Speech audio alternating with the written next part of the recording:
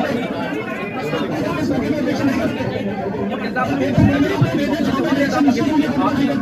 man defaces the ballot and then looks at the camera to see who's looking at him. Please tell your returning officer that the Supreme Court is watching over him. And we will not allow democracy to be murdered like this.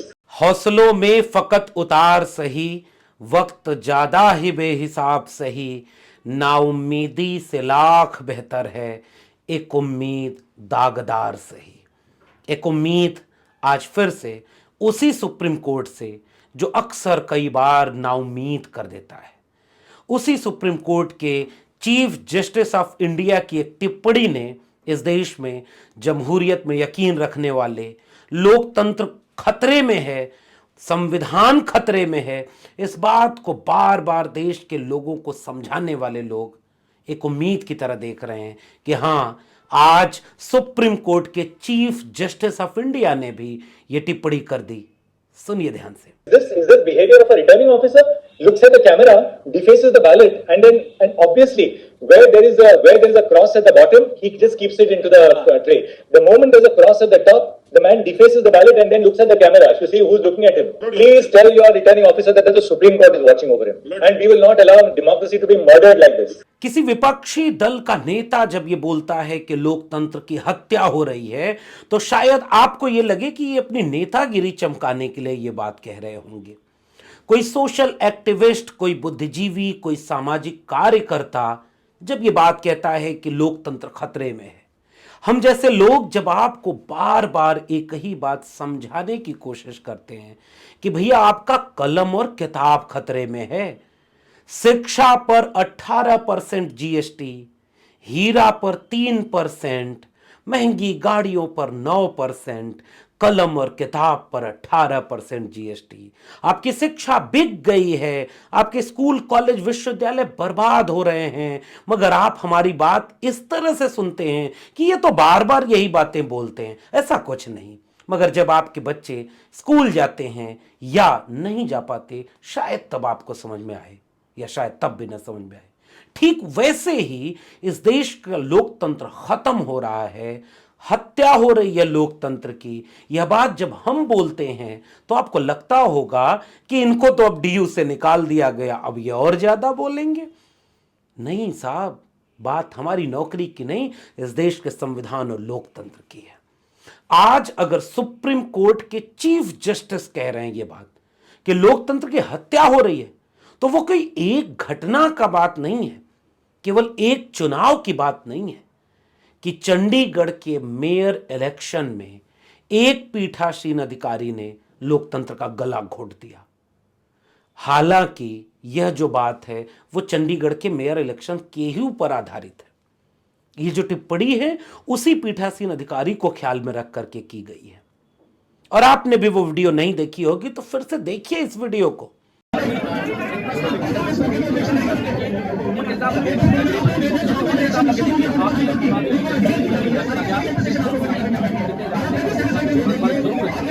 Ballot paper पर जब vote पड़ गया तो एक tick mark केवल होता है कि आपने किसे वोट दिया। पीठासीन अधिकारी दस्तखत करे, लेकिन अब तो इतनी तरह की वीडियोस आ गई और इसी वीडियो को देख करके सुप्रीम कोर्ट के चीफ जस्टिस ने कहा कि यह कैमरे में देख देख करके यह काम हो रहा है, ऐसा लगता है कि ये कोई चोरी कर रहा है, और बार बार दस्तखत करके वह खेल किया गया जिसमें कुल 36 वोटों में से 20 वोट आम आदमी पार्टी और कांग्रेस के थे, 16 वोट बीजेपी के खाते में थे और 8 वोट इनवैलिड होते हैं, और उसमें एक भी बीजेपी का इनवैलिड नहीं होता, केवल विपक्षी दलों का होता है। तो मामला केवल इतना सा था। पहले खुद वही पार्षद के कैंडिडेट जो आम आदमी पार्टी के थे वो चंडीगढ़ हाई कोर्ट गए, उन्होंने रोक लगाने से मना कर दी, कोई टिप्पणी नहीं की, उनसे कहा कि 3 हफ्ते में जवाब दीजिए। जब ये मामला सुप्रीम कोर्ट में पहुंचा तो उसमें सुनवाई करते हुए जब जज ने ये वीडियो देखी, वकील ने इस बात की पैरवी की, तो उसने साफ तौर पर कहा कि ये तो लोकतंत्र का गला घोटा जा रहा है, कैमरे में देख करके कुछ ऐसा खेल किया जा रहा है जिसके बाद चुनाव परिणाम बदल गया। तो फिर वोट का अधिकार कहां गया? अगर बैलेट पेपर पर आपके दिए गए वोट की गिनती ठीक से ना हो पाए, आपका वोट सुरक्षित ना हो, तो फिर लोकतंत्र किस बात के लिए आप कहेंगे? आज इस देश में ईवीएम को लेकर के गहरे सवाल पैदा हो गए।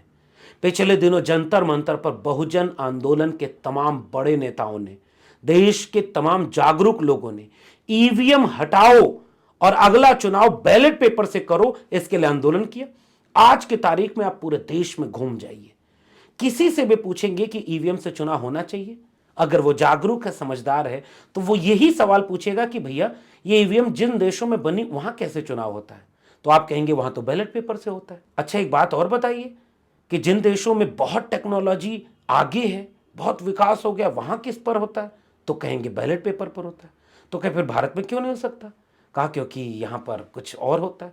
और जैसे यहां पर 8 वोट इनवैलिड हुए, तो उन 8 वोटों को जो वहां पोलिंग एजेंट होते हैं विपक्षी दलों के, उनको नहीं दिखाया गया। आपका इनवैलिड वोट केवल विपक्षी दलों का हुआ। तो ईवीएम में जितनी बार घपला हुआ केवल विपक्षी दलों के वोटों का होता है, सत्ताधारी दल का नहीं होता। ईवीएम हैक हो सकती है, नहीं हो सकती है, लेकिन विवाद तो है। वीवीपैट की तुलना और गिनती भी नहीं होगी, आज तक यह भी नहीं हो पाया।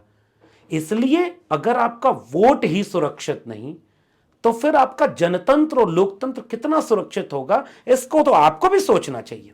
आप वोट देते हैं, शायद बहुत बड़ी आबादी को इस देश में केवल वोट तक ही लोकतंत्र सीमित है, यह शायद पता ही नहीं है, क्योंकि आपके मुद्दे आप अब नहीं तय कर रहे, जनता नहीं तय कर रही, नेता आपको तय करके बता रहा है कि तुम्हें मंदिर पर वोट देना है, कि तुम्हें शिक्षा पर वोट देना है, तुम्हें स्कूल कॉलेज विश्वविद्यालय पर वोट देना है, कि या इस जाति या इस धर्म पर वोट देना है।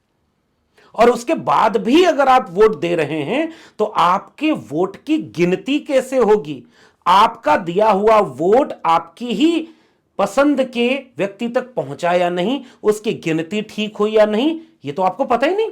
जैसे इस देश में राजनीतिक दलों को कौन चंदा दे रहा है, कितना दे रहा है, इसको आप नहीं जान सकते। यह बीजेपी का लाया हुआ इलेक्टोरल बॉन्ड की पॉलिसी है, आरटीआई भी नहीं लगा सकते। आपको क्या जानने कहा गया? तो चलो भाई, अब तो आपके वोट की भी गिनती कैसे होगी? लोकतंत्र यहां तक खतरे में आ गया। इसलिए कभी आपने सोचा कि वो पीठासीन अधिकारी किसके कार्यकाल में नियुक्त हुआ होगा? उस पीठासीन अधिकारी का किसको निर्देश गया होगा? उस पीठासीन अधिकारी ने किसके निर्देश पर यह काम किया होगा? और कल को अगर जांच होगी तो वही एक पीठासीन अधिकारी जो कैमरे में चेहरे के साथ आ गया है, शायद उसी को सस्पेंड कर दिया जाए। अगर सुप्रीम कोर्ट का निर्णय आज की टिप्पणी के मुताबिक ही रहता है, तब कहीं ऐसा न हो कि यह निर्णय रातों रात बदल जाए, कहीं ऐसा न हो कि इतनी सख्त टिप्पणी तो सुप्रीम कोर्ट ने कर दी, अभी मेयर की बैठक लेने पर रोक तो लगा दी, अभी अंतिम फैसला नहीं आया। अभी तो देखना यह है कि फैसला भी इसी तेवर का होता है क्या, कि लोकतंत्र से खतरा, लोकतंत्र से छेड़खानी हम नहीं होने देंगे। अभी तो इसका इंतजार करना है। लेकिन इस बात को सोचिए कि अगर मान लीजिए फैसला इसी तेवर का आया, तो केवल वो पीठासीन अधिकारी यह काम कर रहा था या उसका कोई आका दिल्ली में भी बैठा था? और अगर एक चुनाव में, मेयर के चुनाव में इतना बड़ा खेल हो सकता है, तो प्रधानमंत्री के चुनाव में कितना बड़ा खेल होता होगा? आप जनता जनार्दन हैं, थोड़ा सा ठहर कर तो सोच लीजिए, आपके वोट की कीमत कहां गई? आप किसको वोट दे रहे हैं? और जरा एक बार सोचिए ना कि election commission of India, Bharat निर्वाचन आयोग जैसा भी कुछ होता है, वो क्या कर रहा है? वो कुछ नहीं करता। कहां गया वो? और लोकतंत्र का संवैधानिक संस्थान है, वो चुप है, खामोश है। इस तरह से लोकतंत्र खतरे में है, इस तरह से लोकतंत्र की हत्या हो रही है।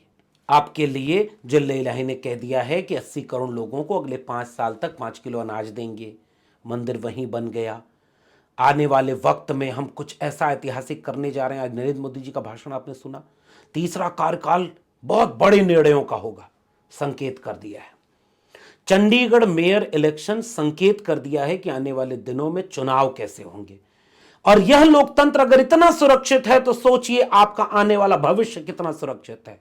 आज संजय सिंह अपनी शपथ नहीं ले पाए, सदन में कोर्ट ने कहा कि आप शपथ ले सकते हैं, और वहां पर राज्यसभा की शपथ नहीं ले पाए। लोकतंत्र यहां से खतरे में है। आपकी स्कूल कॉलेज विश्वविद्यालय बेच दिए गए, मगर आप वोट उस पर कहां देते हैं? और अगर देंगे भी तो टेम्परिंग कैसे हो जाएगी? और ईवीएम से आपका वोट कहां जाएगा, आपको बिल्कुल नहीं पता। लोकतंत्र यहां से खतरे में है। अगर इन सब के बावजूद अगर आपको लगता है कि सब चंगा सी, तो बधाई हो, आप नए भारत में प्रवेश कर चुके हैं और आने वाले दिनों में आपको बहुत कुछ देखने को मिलेगा।